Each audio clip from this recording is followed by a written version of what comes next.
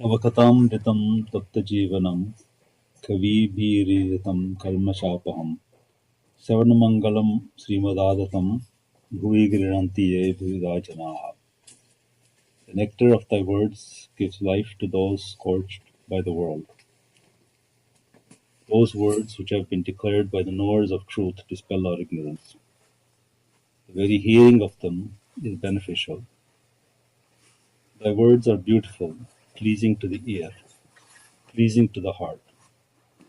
They are inexhaustible in the benefit they confer.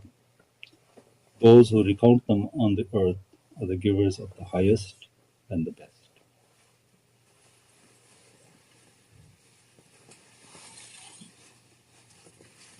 Okay, let's continue where we were last time.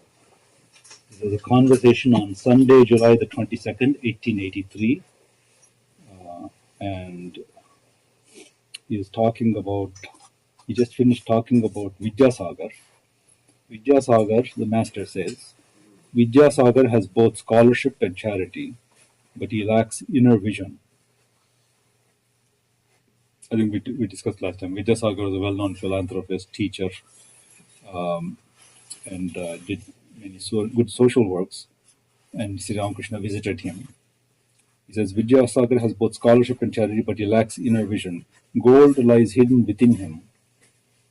Had he but found it out, his activities would have been reduced. Finally, they would have stopped altogether. Had he but known that God resides in his heart, his mind would have been directed to God in thought and meditation. Some persons must perform selfless work a long time before they can practice dispassion and direct their minds to the spiritual ideal, and at last be absorbed in God. This we discussed last time. This represents a particular point of view that you purify the mind by doing selfless work, and that will prepare you for meditation. It will make you fit for meditation. That's a Shankara type of view. Sri Ramakrishna sometimes spoke in that way and sometimes in a different way.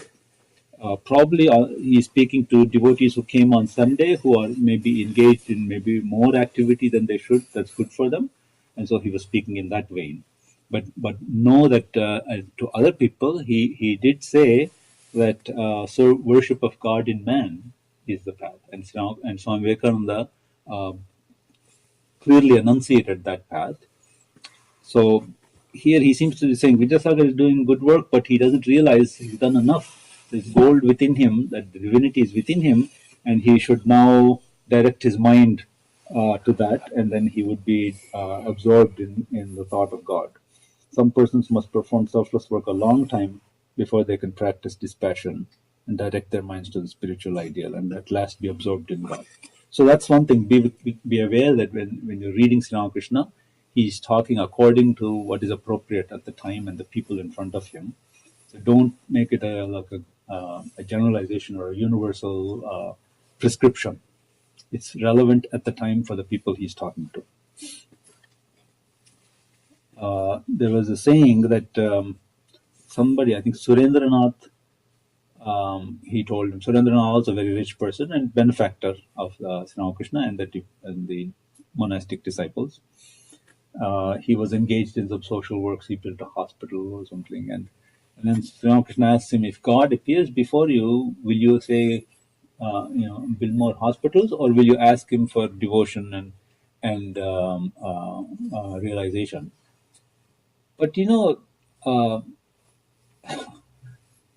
really depends on the stage, the circumstances one is at, and who one's speaking to. Swami Sarvaratnanda once told us, yes, I'll ask that.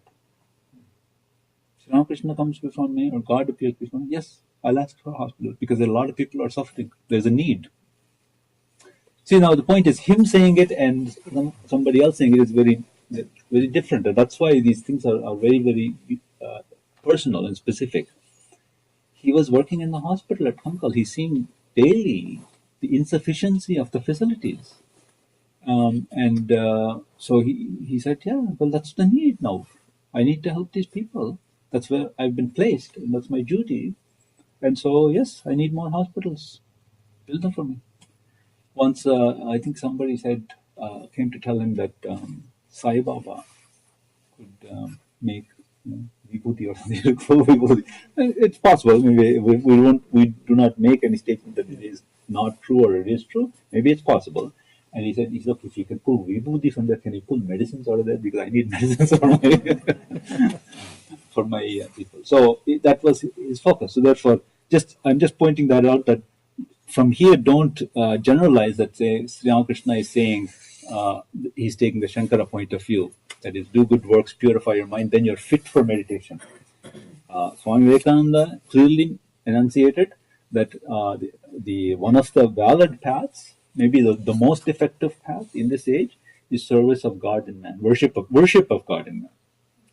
That is, you're serving people not as people, but you're doing worship as their God.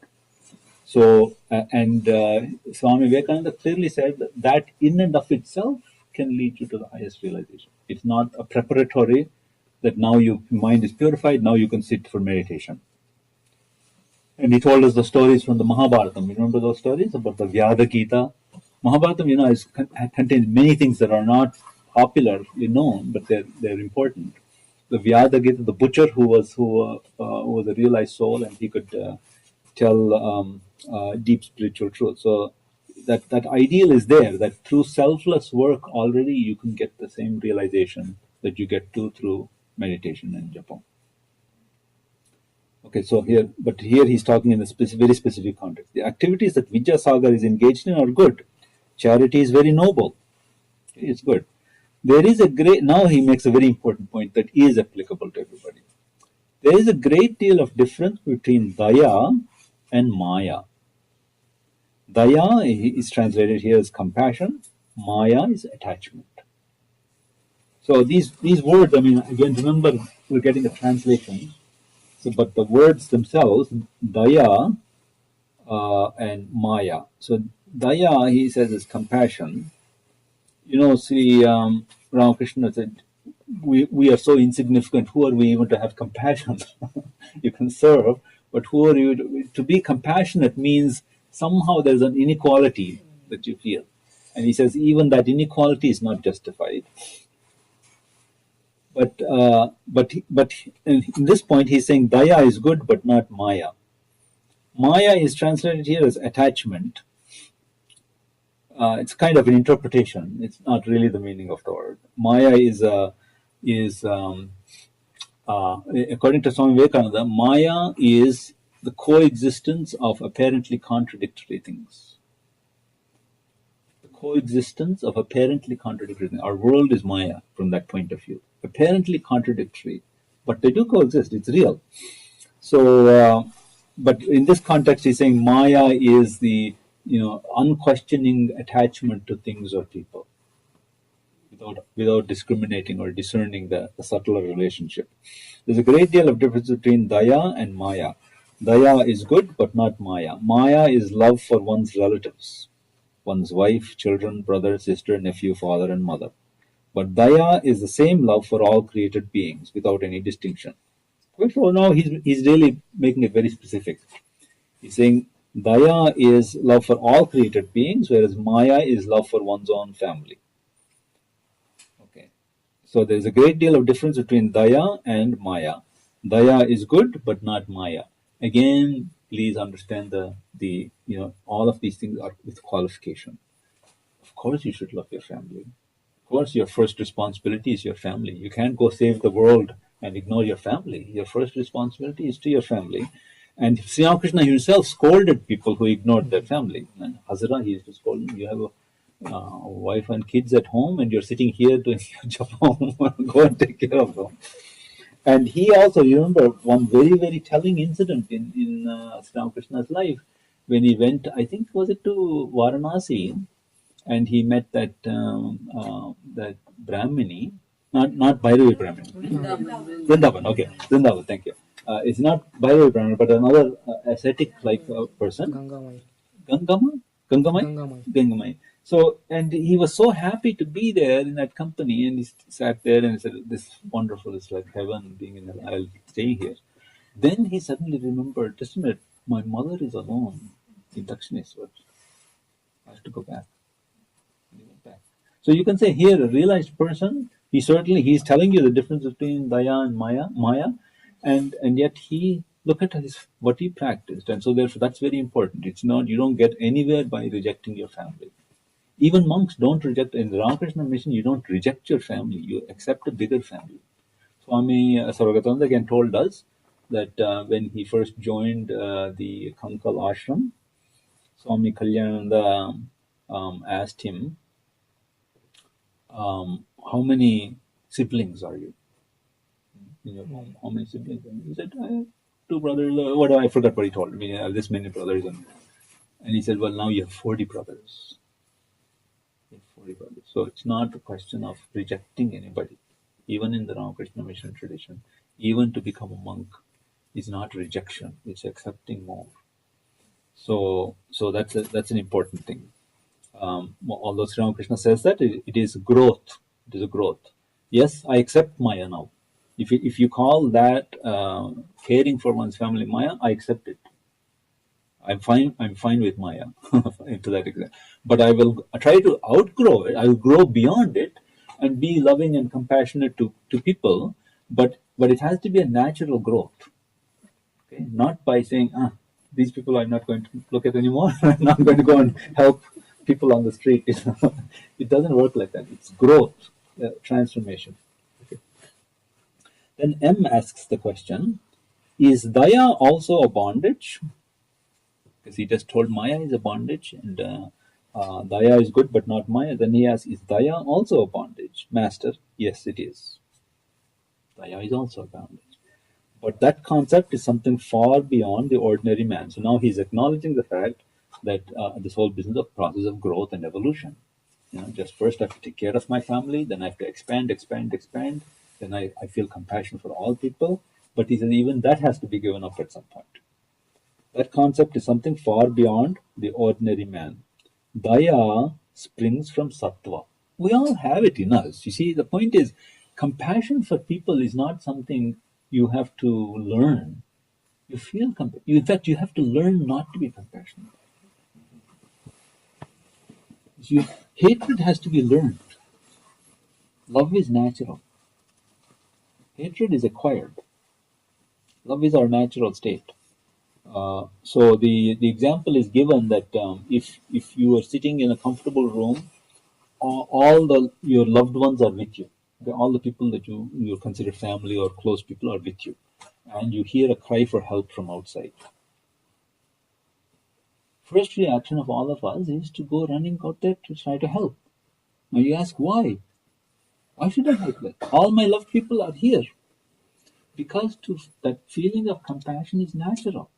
It's not, and even Vedanta will go further and even explain it philosophically, that you are that person too. But even if you don't accept that, you feel immediately an affinity. Somebody's in trouble, you want to help. That's not. Then the calculation comes afterwards. Oh, maybe it's not safe to go outside. Somebody asks you for money on the street, and maybe first thing you want to give, and then maybe they're cheating me. Maybe they'll waste the money. If I give them money, maybe they'll waste it. Those calculations come after. First instinctive reaction, you want to help. So here he says Daya as a bondage is a very advanced concept. Daya springs from sattva.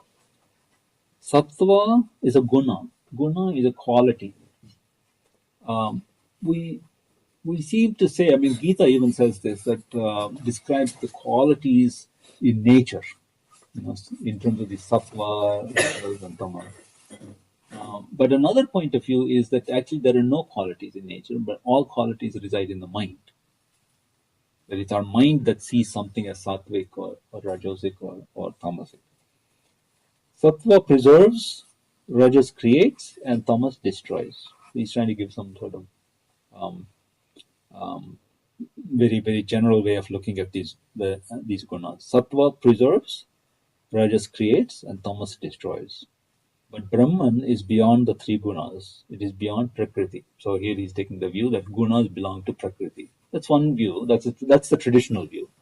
A non-traditional view is that gunas belong to the mind. But even mind is considered to be part of nature. And spiritual ground, Brahman, that spiritual ground, is beyond nature, so it's beyond the three gunas. None of the three gunas can reach truth. They are like robbers who cannot come to a public place for fear of being arrested. Sattva, Rajas, and Tamas are like so many robbers. It's interesting. I don't think I've seen this analogy anywhere else other than in the teachings of Sri Ramakrishna, to compare the gunas to robbers. why are the gunas robbers? It tells a story. I don't know where he got this story from. Is he quoting some Purana or something, or did he just make this story up? I don't think so. He quoted it. So listen to a story. Once a man was going through a forest when three robbers fell upon him and robbed him of all his possessions. Okay. One of the robbers said, "What's the use of keeping this man alive? Let's kill him." Okay. So saying, he was about to kill him with his sword. The second robber interrupted him, saying, "Oh no, what's the use of killing him? Tie him hand and foot and leave him there. It is good as killing him. Just tie him up and leave him there." The robbers bound his hands and feet and went away. After a while, the third robber returned and said to the man, "I'm sorry. Are you hurt? I'll release you from your bonds." After setting the man free, the thief said, "Come with me. I'll take you to the public highway." And after a long time through the forest, they reached the road. And then the robber said, "Follow this road, and over there is your house." I don't know how he knew where his house was. Was this guy stalking him or what? How does he know? "Follow this road, over there is your house." At this, the man said, "Sir, you have been very good to me. Come with me to my house." "Oh no," the robber replied, "I can't go there. The police will know it." So he helped him, but he can't go and be publicly acknowledged because he's a robber, he's a thief. He'll then be arrested. So Sri Ramakrishna says these are the three gunas. This, and how he's going to explain now. This world itself is the forest. Okay, so you're traveling in the forest, the world. The three robbers prowling here are Sattva, Rajas, and Tamas. It is they that rob a man of the knowledge of truth. It's interesting, listen to what he's saying. It is they that rob a man of the knowledge of truth. You know what's implicit in that? You have the knowledge of truth. I can't rob something from you that you don't have, right? You have the knowledge of truth. So you have the knowledge of truth, but these robbers, these gunas, take that from us. It is they that rob a man of the knowledge of truth. Tamas wants to destroy him. Rajas binds him to the world, but Sattva rescues him from the clutches of Rajas and Tamas. So Tamas is like the robber who wanted to kill him. So you see, the point is in interacting with the world, in living our life, sometimes we react or we respond to the world in different ways.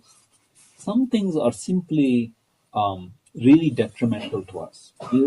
There are some things that will help you learn and grow, even if they're painful, and something that are just very good for you. So the things that are just harmful, they don't produce any good. There's nothing to be learned there. They're just so stupid. We shouldn't do them. We shouldn't get involved in those kinds. That's tamoguna.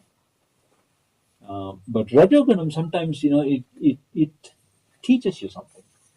You go through some painful experience, you have ambition, you have passion, you have dreams that you think you want to realize.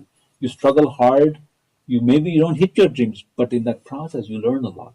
If you care to learn, you learn a lot. So rajogunam it teaches us something. You may say, if I was smarter, I wouldn't have had to go through all that. Maybe, but I did. I did go through all that, and I learned something.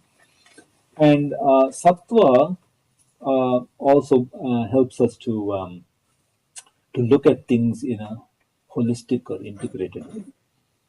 Actually, that's actually the difference between all of these gunas.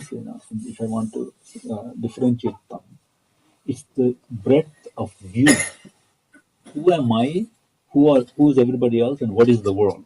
Tamas has the most narrowest answers to those.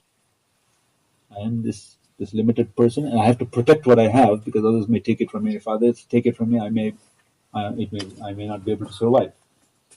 And Rajogunan is also has desire to protect, but has to desire to grow, and knows that it will grow by interacting with others. And but Sattva has the holistic view. I am a part. All of us are part of one community, one world, one universe.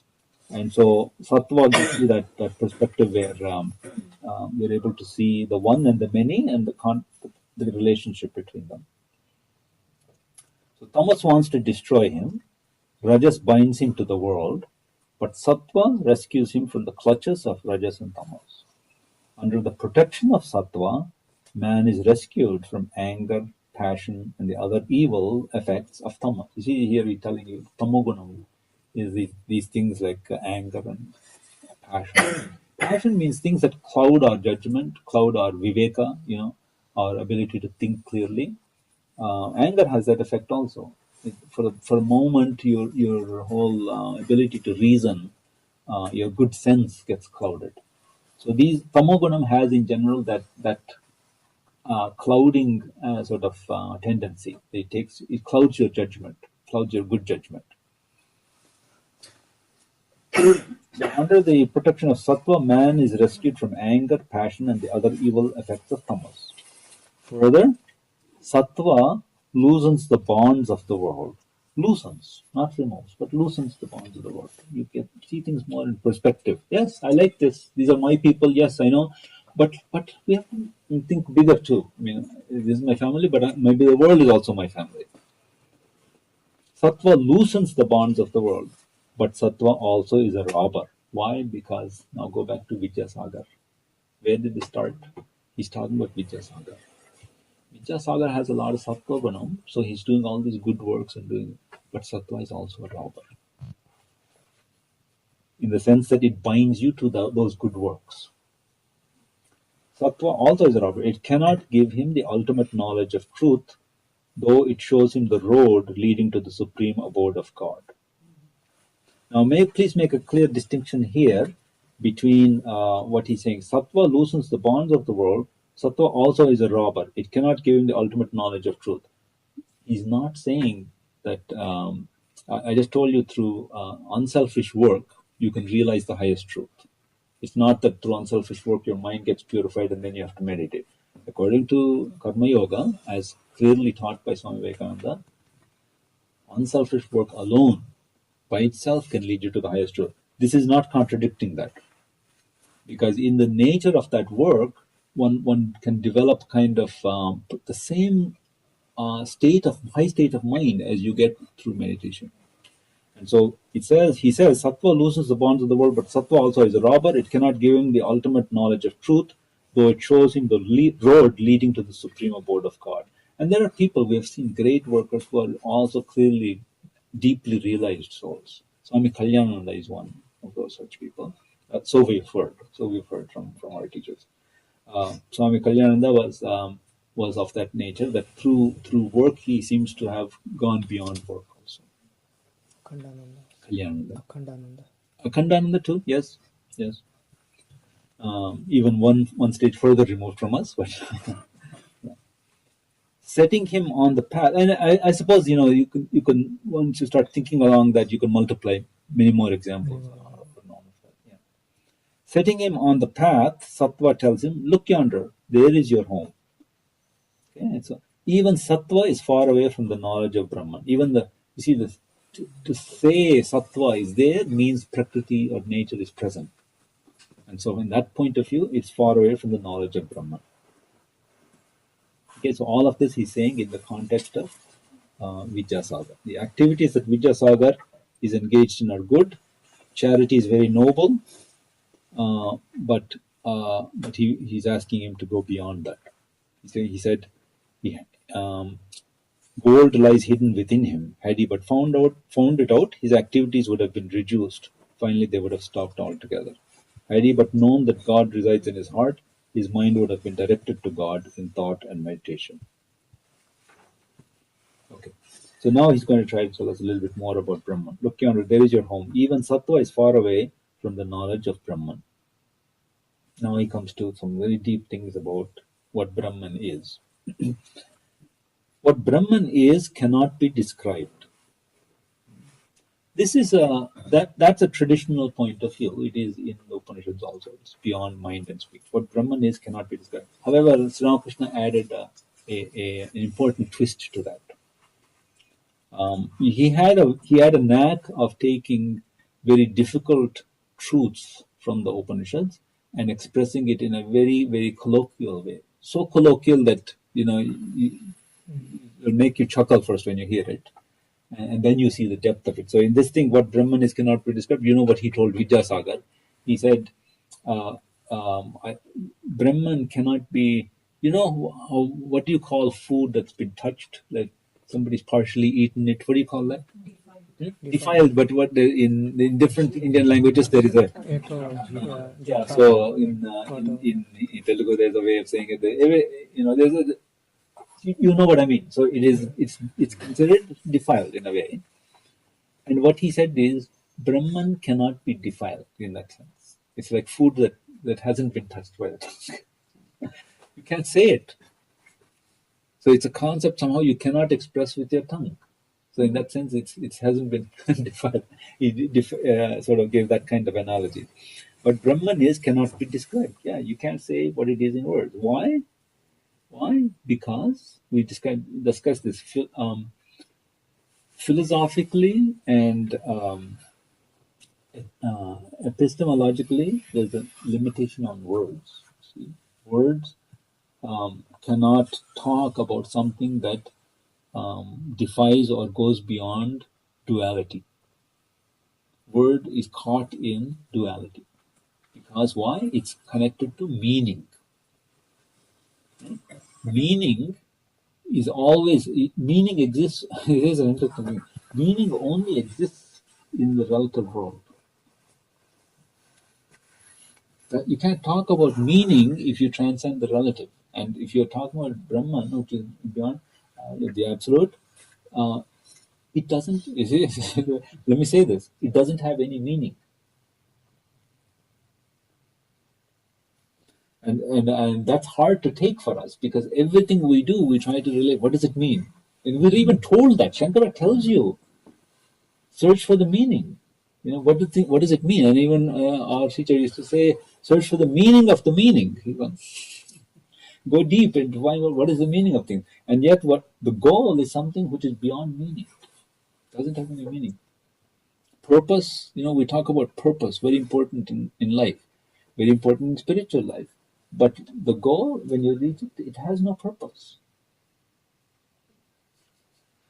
Ajay is looking not happy about this. These are concepts that belong to the relative world. All of these concepts belong to the relative world.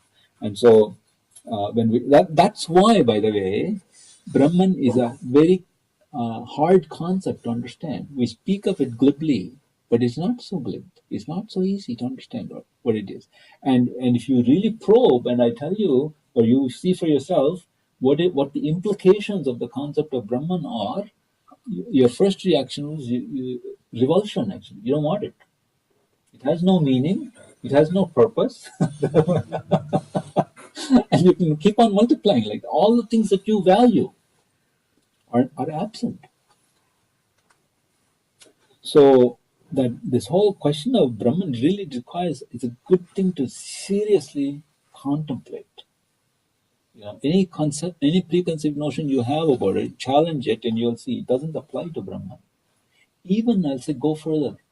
It's not, it doesn't exist. I mean, it's not even existence. It's beyond existence and non-existence.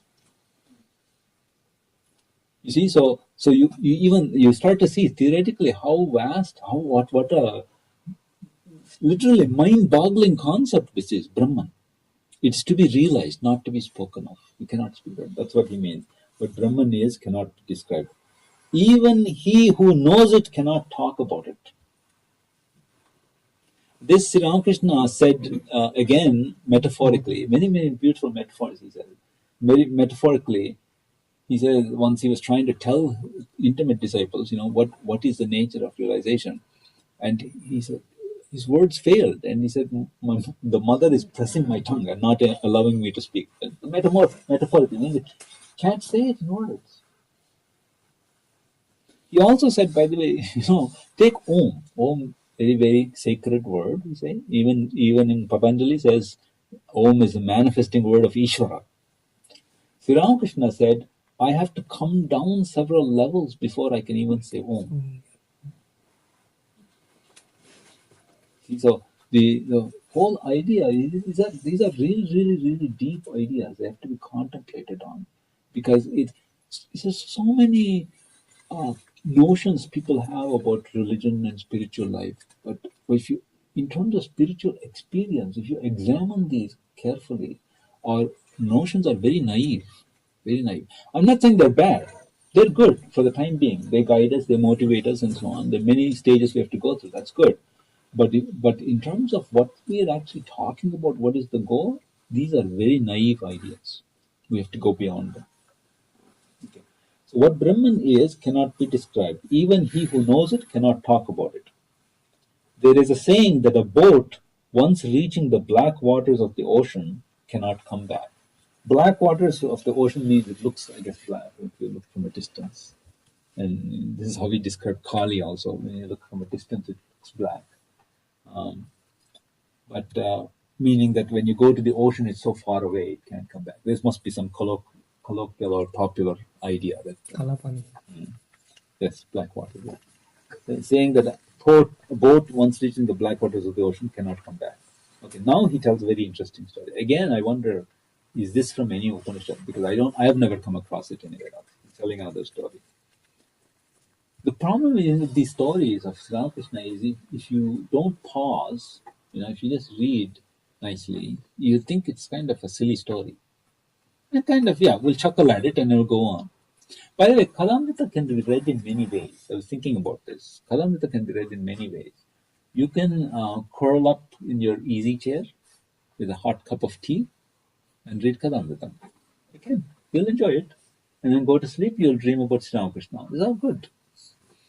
Or you can sit at a table with a notebook and a pen and paper and try and say and read each line, close your eyes and meditate on the line and see what insight comes to you and write it down. You can do it either way.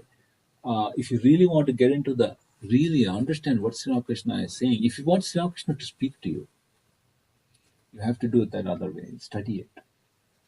So read, close your eyes and repeat what you read and ask what is the meaning of it, think of it, and then write it down. Write it down. And believe me, you'll get amazing insights. It's not for anybody, it's for yourself. You'll get a lot of insights that will make you feel very, very happy and very inspired. You'll literally feel Sri Ramakrishna is talking to you. So now he tells the story. Okay, once 4 friends, in the course of a walk, saw a place enclosed by a wall. Okay? The wall was very high. They all became eager to know what was inside. Wall is enclosing some area. What's inside? One of them climbed to the top of the wall. Okay? What he saw on looking inside made him speechless with wonder. He only cried, and jumped in. He jumped the wall to the other side. And these other guys are thinking, what did he see? He could not give any information about what he saw. The others too climbed the wall, uttered the same cry, and jumped in. Now, who could tell what was inside? They're all gone. So, he says the point is that those who, now let's just, you can meditate on the story. That when you reach that state, when you come close to a spiritual reality, that overwhelms you, and then there's no interest in any idea of explaining anything or coming back. Or sages like Jadabharata and Dattatreya, after realizing Brahman, could not describe it. But they lived. I mean, Jadabharata, you know the story of Jadabharata in Mahabharata. Very interesting story. Fascinated me the first time I heard it. Bharata, the great King Bharata. retired to the forest to spend his last days, as was the custom. And he was a great king when he was able to detach himself from everything, his kingdom, his palace, his riches, and so on. But there was a deer that took refuge in him. And he used to come to the ashrama, baby deer, I guess, and he used to take care of it. And but slowly he became attached to the deer. And he used to worry about the deer if it went crazy, when will it come back? Maybe some animal kill it, or what happened to it. And he'd feel really restless until the deer came back. So that days passed like this until he was near the end of his life. And then instead of sitting in meditation and focusing on the spiritual ideal, he was worried about the deer. So he was born as a deer. Gita says, whatever thought occupies you, will give you the direction for remanifestation. So he was born as a deer. But because he also had practiced a lot of austerities, japa and meditation, he had something of that memory lingered. So after that life passed, he was born again as a human being. But then with the memory of his sadhana, then you realize, look, there's no point in interacting with this world because it will just distract. It's a distraction. So I'm not going to talk. He refused to speak. So people took him to be as a dumb person. Dumba, meaning he couldn't speak, or dumb in the sense he's not intelligent. Either way. Jada, inert. Jada Bharata began. I don't know how he managed to keep his name from two previous births, but he managed to do it. He's called Jada Bharata. And he was taunted at home, very mistreated. And one of these days that he was mistreated, he just walked quietly out and sat under a tree. And then at that time, the king's procession was going by, the palanquin, people were carrying the king. One of the palanquin bearers fell ill. So the king's soldiers were looking for somebody to take up the palanquin. They saw this able-bodied boy sitting quietly under the tree. So they just dragged him and said, "Do carry this." So he dragged him. Then what happened was the king, after a while, felt the ride was very uneven. What's the matter? He said, "Must be that new boy we put as a palanquin bearer." The king said, "Hey, fool, can't you carry a palanquin without making it so on?" And then he put the thing down and said, "You see, who are you calling a fool? Is it this body?"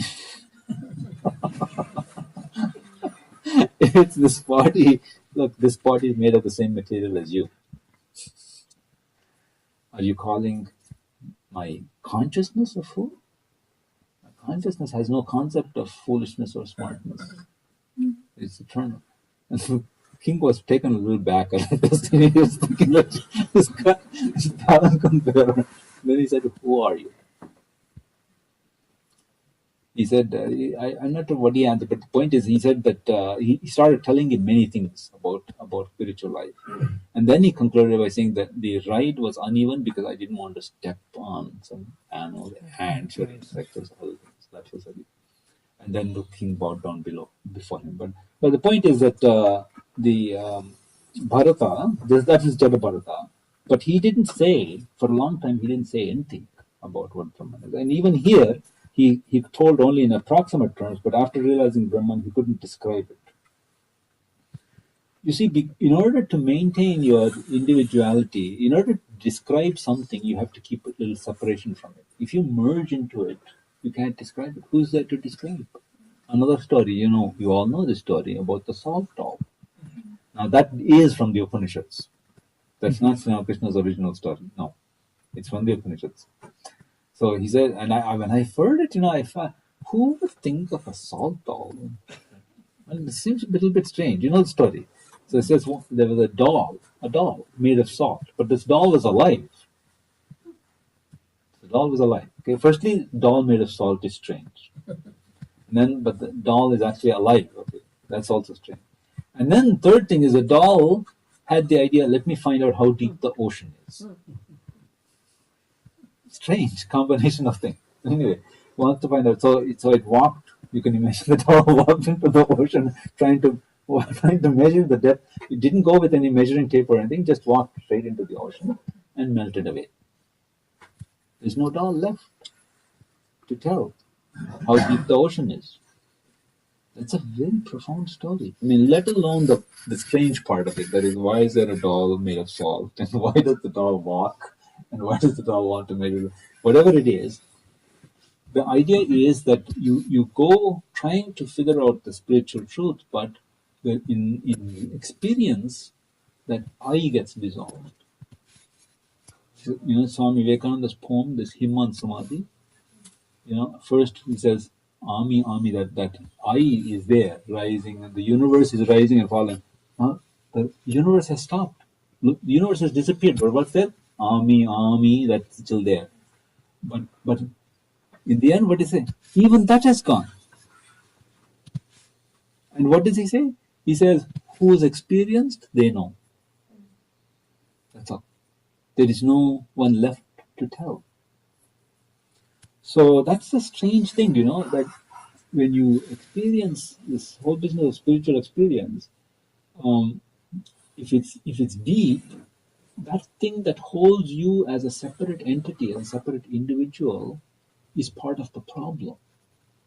And as long as you keep that separation, you cannot completely understand that reality that you're trying to experience. And in experiencing it, that separation dissolves, that I dissolves.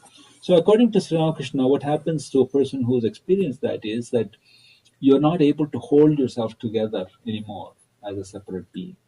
So what happens is, you see, in order to live, you have to have the desire to live. And the desire to live means you have to be conscious of yourself as separate from other things. Otherwise, you'll say like Sri Ramakrishna. You remember when Sri Ramakrishna had the throat cancer, Narendra asked him, please pray to the mother to cure you for a little bit. And he said, I can't ask that. Then ask her to make it a little easier so you can eat a little bit food, because it's so painful he couldn't eat anything. And then he said, well, let me try. Straight this mystical thing. Let me try. Okay. Then he comes back and says, I asked, but she said, I'm eating enough through all of you. You see, he can express it that a mother told me like this. But what it is, it's a mystical, intense mystical experience. I am you. Not as a statement, but as an experience. You can say, mother told me this, but the fact is, he is aware. I'm eating through all of you. So that is the thing, that is the dissolution of that myself as a separate being that becomes weaker. What happens is, therefore, the body is no longer able to maintain itself. So death occurs, physical death occurs in 21 days. That's what according to what Ramakrishna says. We don't need to take it as a dogma or anything. That's what he says, and it's been empirically observed. Others have told me the same thing. So the body becomes unable to hold itself. So in the physical sense, person ceases to exist. So, but nevertheless, there is some other mystical experience. Because otherwise, Sri Ramakrishna is a reality. He has experienced that deep, and yet he's talking. Yet his body continued to live. It's not 21 days. For years he spoke about it. There is some mystery there, that what he says, the way he explains it is that you cannot hold yourself together as a separate being unless you have desire. Desire is the cause of manifestation. You will not be born again unless you have a desire. It's not that somebody, so this was another topic of rebirth. It's not that somebody is controlling you and making you be born or making you ask, you want it. You want it, you get it. I want something, so I have to find the means by which I can satisfy that desire. That means I have to be born again. Who makes me born again? I do. My desire propels me. So desire is necessary for action. Desire is necessary for manifestation. So Sri Ramakrishna says, these great teachers of the world who have experienced the highest truth, but who are able to come back down, so to speak, and teach it, have a desire to teach.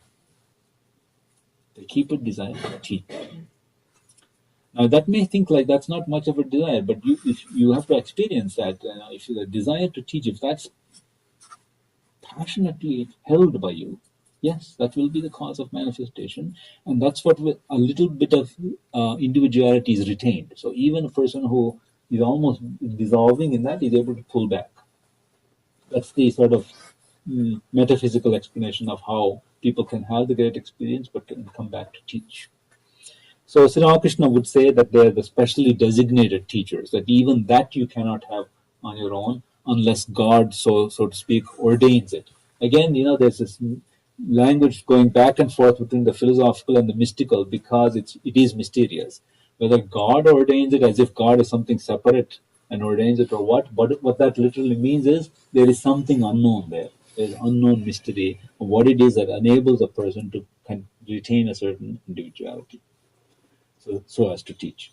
Okay. Sages like Jadabharata and then how are we doing for time? No? Last time I said I asked you, you said we're doing fine and we went half an hour over. What's the time? 20 minutes, what? Hey, we're going too fast. I think we should slow down. Sages like Jadabharata and Dattatreya, after realizing Brahman, could not describe it. A man's I completely disappears when he goes into samadhi after attaining the knowledge of Brahman. A man's I completely disappears when he goes into samadhi after attaining the knowledge of Brahman. Now comes a very strange thing here. Think a little bit about it. That is why Ram Prasad sang, addressing his mind, if you should find the task too hard, call upon Ram Prasad for help. Okay, let's read it again. A man's I completely disappears when he goes into samadhi after attaining the knowledge of Brahman. Okay, so far so good. A man's I completely disappears when he goes into samadhi after attaining the knowledge of Brahman. Next sentence. That is why Ram Prasad sang, addressing his mind, if you should find the task too hard, call upon Ram Prasad for help. Do you see the logical connection between these two statements? A man's I completely disappears when he goes into samadhi after attaining the knowledge of Brahman. Okay? Very good, clear.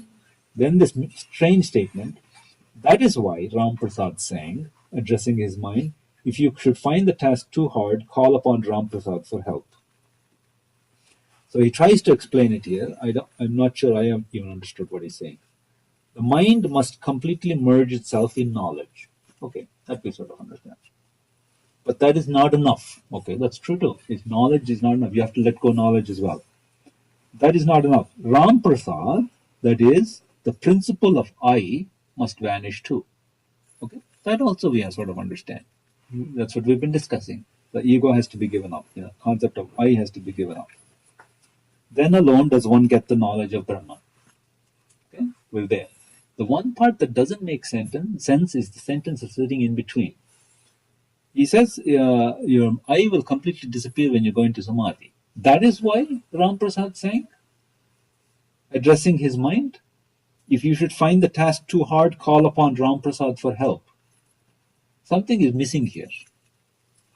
I don't know what it is. What task? Going into samadhi or losing the I? Maybe both. Maybe both. Okay, so that's good. So you're saying if you find the task too hard, so the task is you're trying to attain knowledge of Brahman. Okay, call upon Ram Prasad for help. Okay, let's say we reinterpret it as losing the I. Okay, if you find the task of losing the I too hard, call upon Ram Prasad for help. But then he says Ram Prasad, that is the principle of I, must vanish too. If you interpret it in this way, that I'm trying to lose the I, why should I call the I for help? Or is there a reason? Or is it not further like Ishta? Yeah, so if you interpret like that, then why does he say that's the thing? You see, this next sentence doesn't seem to be consistent with that. Ram Prasad, that is the principle of I, must vanish too. There is something missing here. Something has not been transcribed to us. Yeah. He's trying to say that if you find the task too hard, then bring that I back into you. do not try, make that task even harder for you by not by denying that I coming back to you. So that's why I recall Ram Prasad. If you find that task too hard, so bring that I back to you, because you probably without the I you are, it's going to be too hard. Maybe you have a point there. I mean, because he says that you see what he says is mind must completely merge itself in knowledge, but that is not enough. Ram Prasad, that is the principle of I, must vanish too. So maybe if you're saying what I think what you're saying is that use the ego to remind yourself of the knowledge. At least you have achieved. Is that what you think he's saying? You know, in Isha Upanishad at the very end, you know, Didn't understand. yeah. So in Isha Upanishad at the very end there is this Marakrato, you know, the remember, O mind, remember good deeds. You remember that in the the end of Isha Upanishad, he says, remember, O mind, remember good deeds. So maybe what both of you are saying is right. That he's saying that in my attempt to go beyond knowledge and beyond I, memory of that will help me maybe stay focused. Maybe that's what he wants to say. But it's clear that something is lost here because it is strange when you read it one line after another. It doesn't flow. Yeah. And he's, I think, giving the explanation of the Bengali song. Right? It is a song. Fine. Yes. It's quoting a song. Okay. Then he gave the explanation, and the three things don't fit together. One, he's saying that man's I completely disappears when he goes into samadhi. Okay. That is why Ram Prasad sang, if you find the task too hard, call upon Ram Prasad for help. Why? I think Yeah. this guy, he says that for someone who, I mean, for most of us, I would say, that to reach the non-duality stage is too difficult, and that's why you have to come back to duality, and then work upon it, take help of that, and from duality, go to non-duality. Maybe that is certainly a path, and at some point you'll So have if to. you get stuck, then you are nowhere, and duality will come to help. So work on your. After all, you have to work on duality and then go to non. So that's the step that Sri Ramakrishna always says, that from duality go to non-duality. So if you are unable to go to non-duality, then come back to duality and keep working on it. Okay. Something like that. I think that's a good point, and it's consistent with the way Sri Ramakrishna taught. I still don't see the logical connection, though, of saying that is why Ram Prasad saying this. Otherwise, you can reach a stage where your mind can be completely ruined. I All mean, of many that is people true. who Right. All of that is true. go But cranky. then Yeah. in that case, there should have been a sentence before that says, a man's eye completely disappears when he goes into samadhi. But that's hard for you to do. That is why Ram Prasad sang. There's nothing in between. A man's. Bengali song means something else. Maybe. Yeah, it is a total interpretation of the word to word, so it doesn't fit with English and Bengali. If we recollect in Bengali, the original Bengali song, then it will make sense. We have to go to that. Yeah, so you see, there's something to be figured out here. I think it's important now. It tells you, Kadamrita has to be studied. Otherwise, you'll miss these points. And you can say, well, okay, so what's the point? Well, yeah, yes, true. There is an enjoyment and a version of reading it that can ignore this.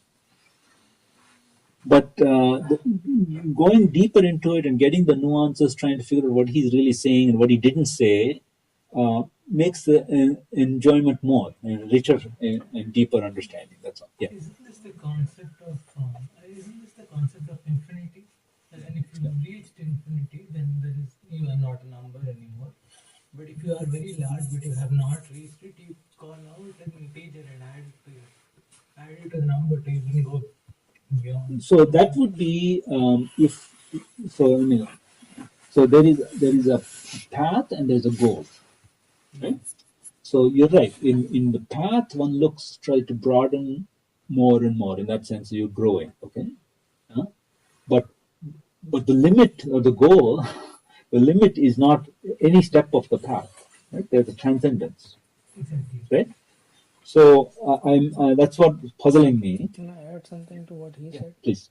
So when you are putting, say, let's take 1, then 0 0 0 0 0 0 0 0 0 0 0 0 0. Finally, you may lose the sight of that 1, and you may think that, oh, what count I am making now, and then you again go back to see that 1, and then realize that this is the expansion I have reached. And again, this is just a thought. Okay. So It's not assuming, yeah, it's just realizing the limit, and right. it's not real anymore. Exactly, and the limit is a transcendence, because the limit is not equal to any step of the path, right? So these are all valid points, and it's a good discussion, and you should continue this discussion in your own mind. But still, I say the statement 1 doesn't follow the next statement. So something is missing. Either it's lost in translation. So those who know Bengali, please. Please, but the Vikrant is extremely careful. So why can that? I mean, I've seen other mistakes. The song is difficult to translate, but his words are linked with the song, and the song is not properly translated. Can you find that out?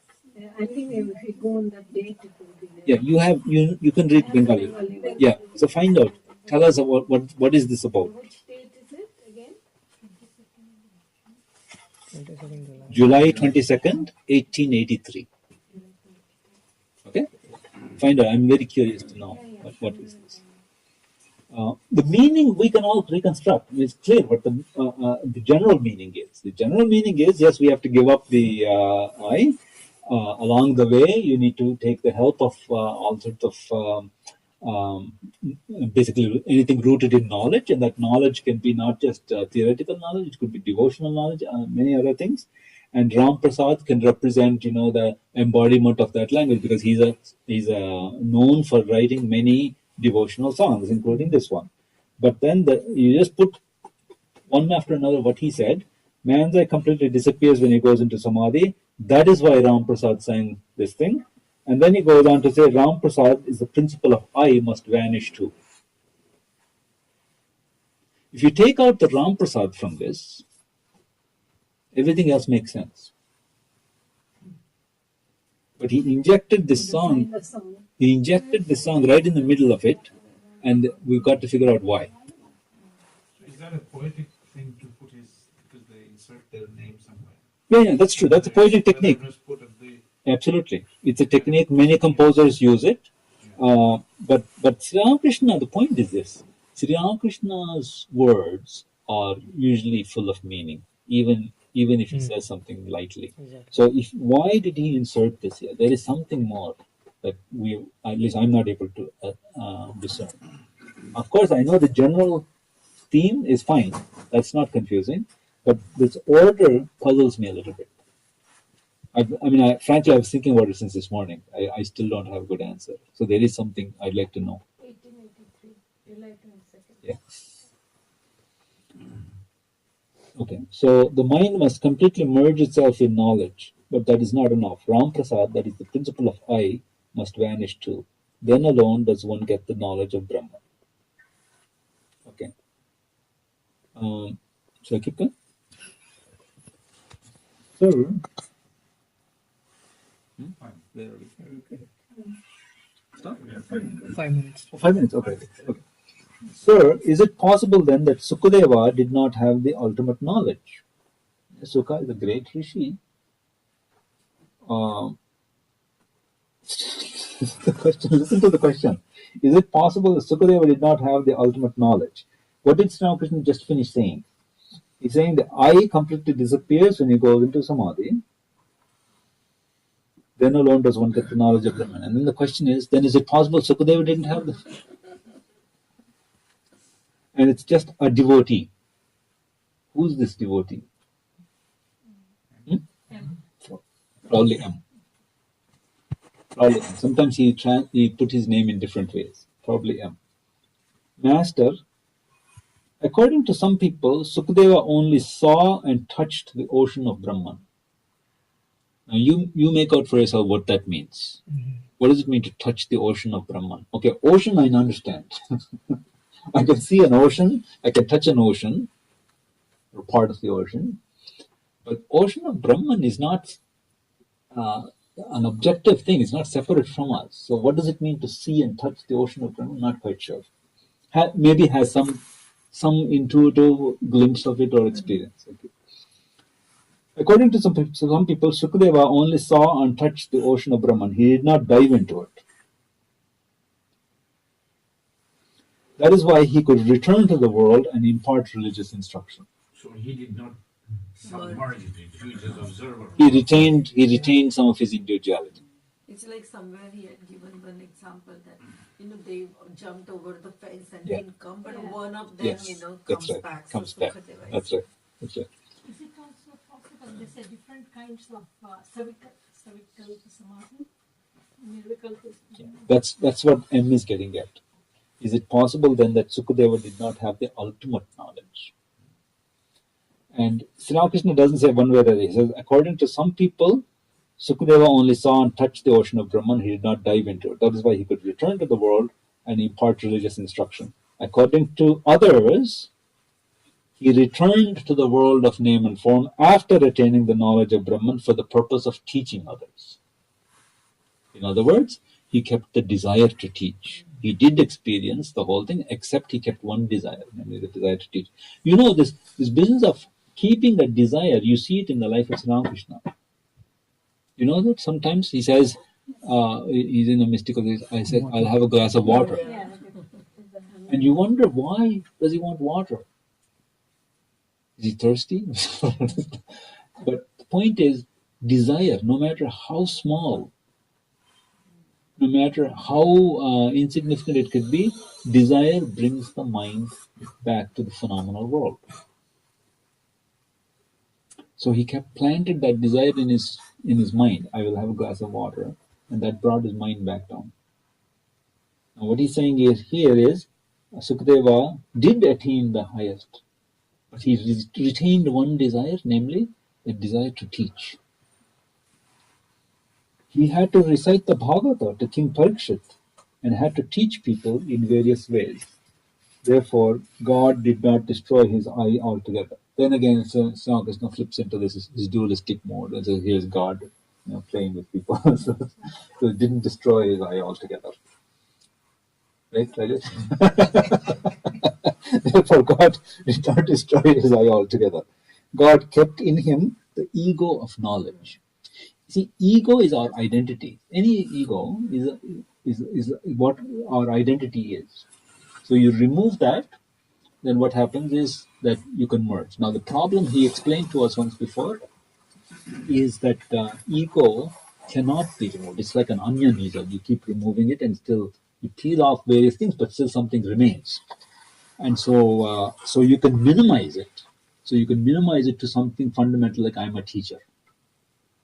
That kind of ego you can keep. So God kept in him the ego of knowledge. Okay. He goes on to another discussion about organism. I think we should stop here.